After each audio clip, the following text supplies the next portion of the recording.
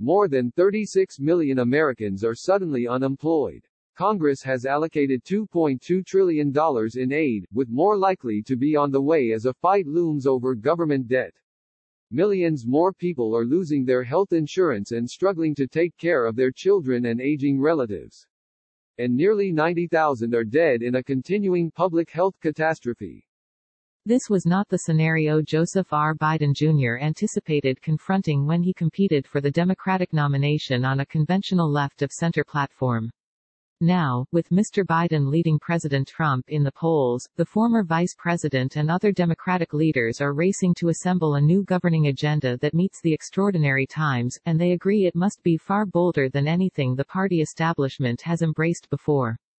So far, neither Mr. Biden nor Mr. Trump has defined in itemized terms what an agenda for the first 100 days of a new presidency in the coronavirus era might look like. But on the Democratic side, far more than within the Republican Party, there is an increasingly clear sense of the nature and scale of the goals a new administration would pursue. Mr. Biden's campaign has been rapidly expanding its policy drafting apparatus, with the former vice president promising on Monday to detail plans for the right kind of economic recovery within weeks. He has already effectively shed his primary season theme of restoring political normalcy to the country, replacing it with promises of sweeping economic change.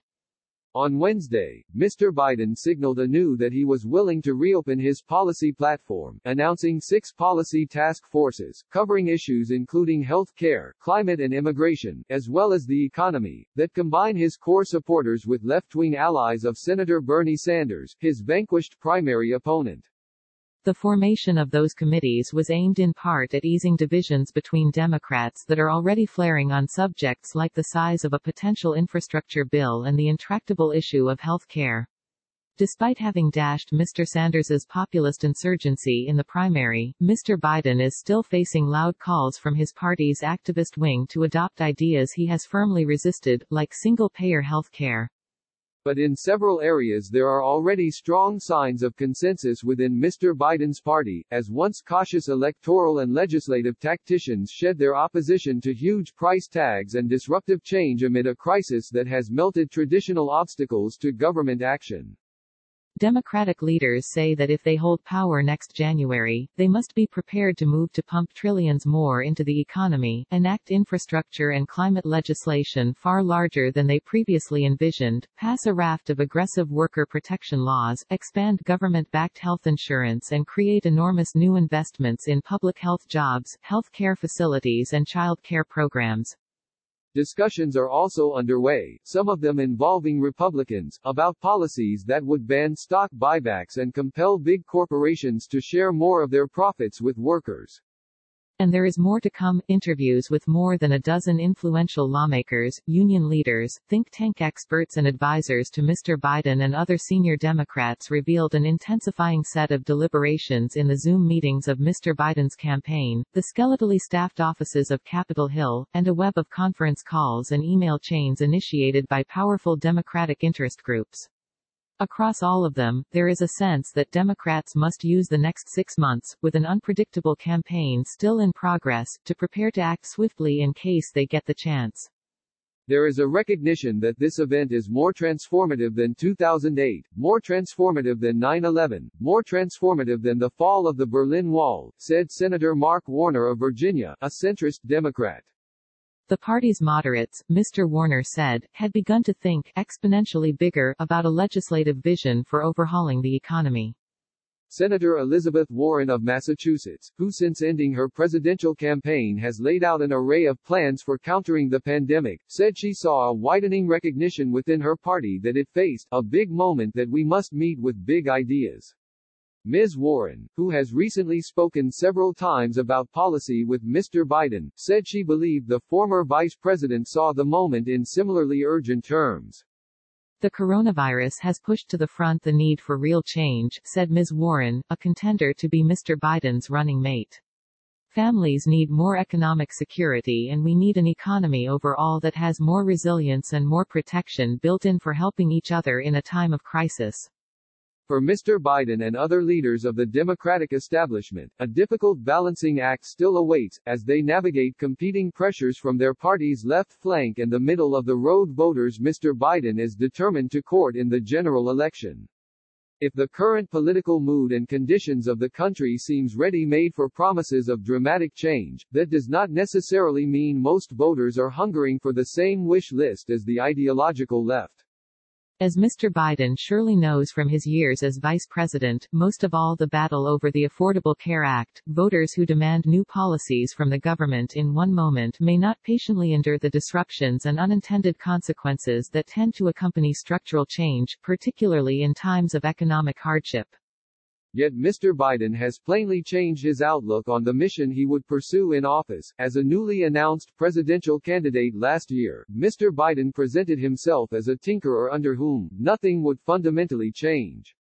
That spirit was absent from a speech Mr. Biden delivered this month from his porch in Delaware, telling voters that his aim was not just to rebuild the economy, but to transform it. The task of reimagining the economy is in many respects an unlikely one for Mr. Biden, whose driving interests for most of his career were foreign affairs and criminal justice. His most prominent stint as an economic leader came as vice president, when the Obama administration shepherded a reeling financial sector back to functionality and imposed new regulations on Wall Street, but stopped well short of seeking to overhaul the nature of the American private sector and rewrite the rules of the workplace. Mr. Biden earned praise for his high-profile role overseeing the distribution of a $787 billion economic stimulus program. But the Recovery Act has come to be seen by many Democrats as something of a cautionary tale about governing in a recession, a law that stitched up a tattered economy but failed to spur a strong comeback, leading to deep electoral losses for the party. It is a scenario Democratic leaders are determined not to repeat, particularly progressives who have long faulted the Obama administration for paring back the stimulus in the hope of winning Republican support.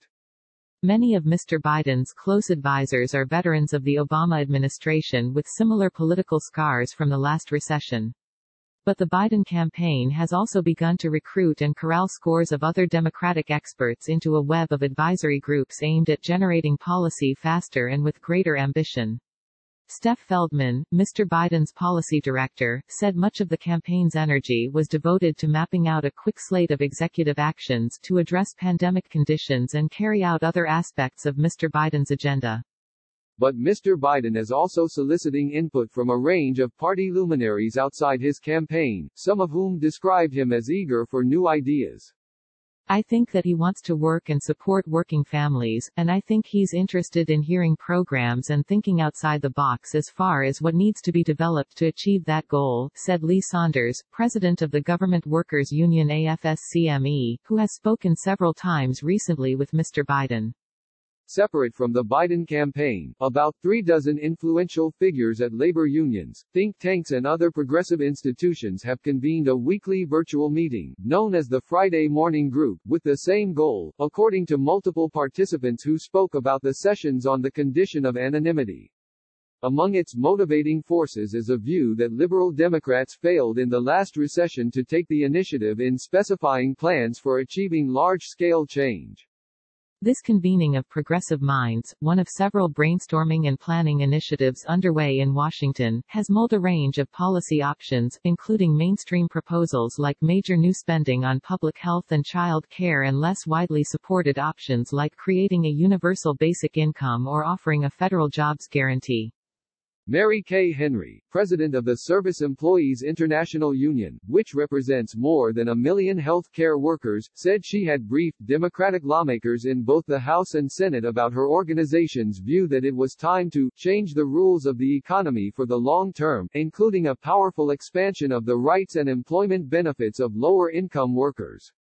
We don't want to stand for any short-term fixes when we need a total overhaul, said Ms. Henry, who has also been in touch with the Biden campaign. Hanging over Mr. Biden's plans will be uncertainty about elections for the House and Senate that will determine whether Mr. Biden would have cooperative Democratic majorities or face opposition from a Republican-held Senate aligned with conservative business interests. Mr. Trump, who has said little about his goals for another term, has begun accusing Democrats of imperiling an economic recovery by proposing new regulations and taxes. For now, however, the political atmosphere seems to be one of demand for more aggressive action. One Democratic group, Navigator Research, that has been conducting daily polling on the pandemic, found large majorities of voters concerned that the government would do too little to help people and eager for the government to do more, even if it cost a lot of money. Jake Sullivan, one of Mr. Biden's closest policy advisors, said the former vice president had not shed the underlying view of the American economy that defined his candidacy for much of the last year, when Mr. Biden rejected calls for his party to embrace the agenda of democratic socialism. But, he said, the external circumstances facing a potential Biden administration were different now. We are going to have to do more, push further, be more creative coming out of this once-in-a-century pandemic, no doubt about it, Mr. Sullivan said. According to several aides, Mr. Biden is expected to produce detailed plans for funding health care jobs and green infrastructure, and initiatives to rebuild the domestic manufacturing of critical supplies and help Americans who lost jobs in the most devastated industries find lasting employment.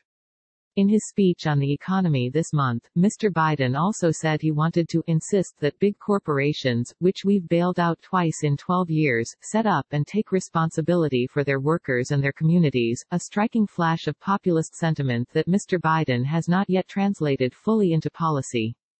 Senator Michael Bennet of Colorado, a moderate Democrat who also ran for president last year, said he hoped Mr. Biden would embrace policies that would shift wealth and economic power away from the extremely rich and toward workers and middle-class people hit hardest by the pandemic. Mr. Bennet, who has proposed a range of tax and health benefits for low- and middle-income households, said he saw a window for action that did not exist during the last recession. I think there was not the same recognition, 10 years ago, that there is today, that we've had 50 years of an economy that only works for people at the very top, Mr. Bennet said, adding with blunt impatience, I think a decade of not achieving the stuff we need to achieve is probably enough.